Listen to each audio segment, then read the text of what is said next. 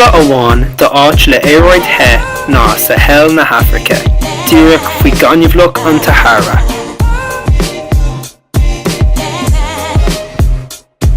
Tá na feirmóirí anseo sean agus gan éidechas agus foréir tá an talamh as scriosa acu ag cur le fairsingiú fásaigh.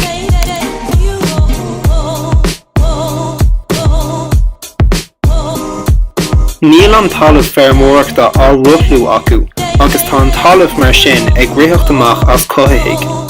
Tá na hainmhithe anseo ag déanamh do máiste uafásacht don iarthar.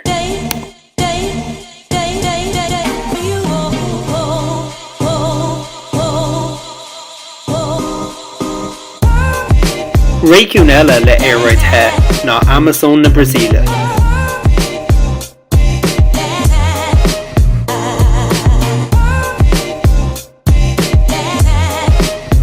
Is foréis báistí í an Amazon agus cuirtear scábhóga an domhain uirthi mar gheall go gcuireann sí an irid sin oxigéin amach.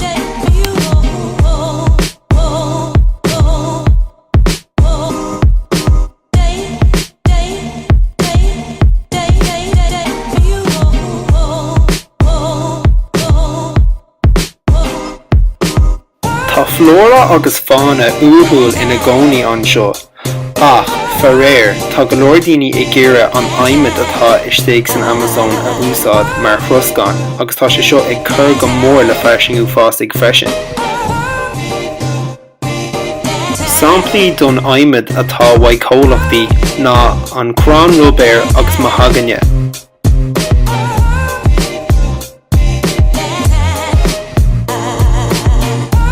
Úsáidtear teicnící scriosa agus losca chun fá ré leis na crín agus tá sé seo ag cur le fairsingiú fásaigh ar ráta uafásach ard.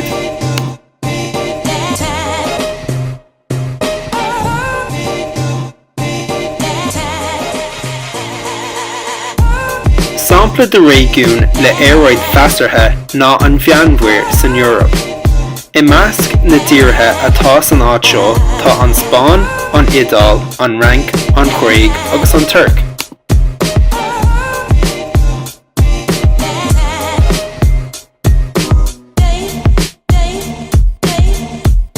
Bhí an olltóirasóireacht ar siúl anseo, mar ní hamháin gfuil trána agus suíomhna iontacha ar fáil anseo, ach tá an aimseir go hálinn agus a gcónaí bíonn léitheannta tírim agus brá grianmhar le linn an tsamhraí.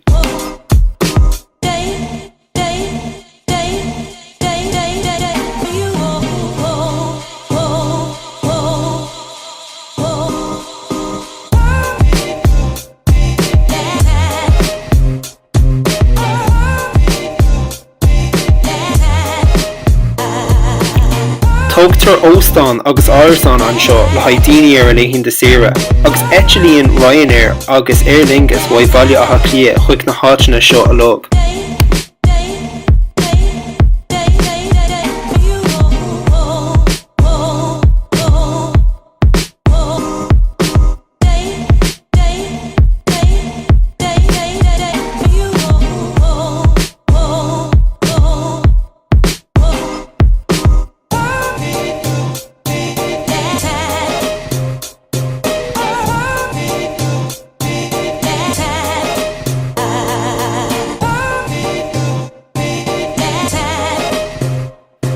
Tá an talamh sách saibhir anseo ach ní bhíonn mórán báisteach, mar gheall ar sin caithfear scéimeanna isciúcháin a chur ar fáil, ionas gur féidir le tuirthaí agus bearraí a ás. Sampla de bharra amháin a ásann go forleathan anseo ná an ciorra fanúna agus déantar fián as seo.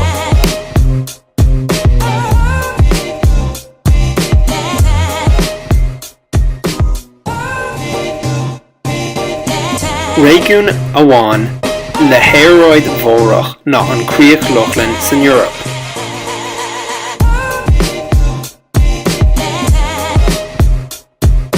Le linn an tsamhraí is féidir leat gul timpeall le seacéideart agus baid tú tamh, ach ní bhíonn sé sách te a riamh.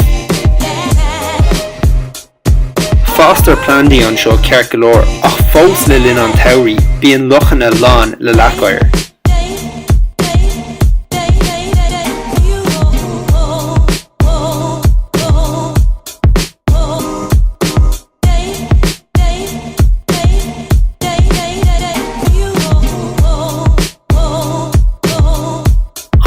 Chialáil leis an éróid chrua, fás an crín fuair cíneacha an seo.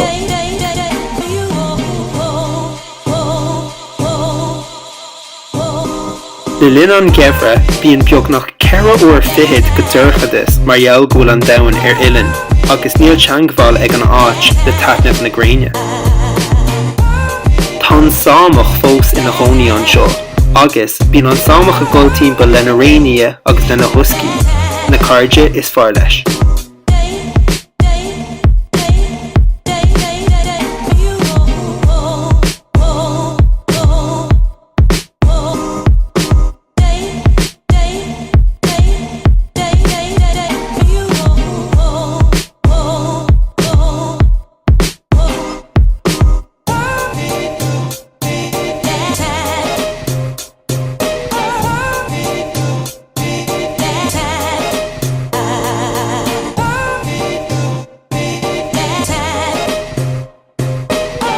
Má haon tú riamh chuig an gríoch Lochlin ba tú nem na gealan thuaí a eicáil.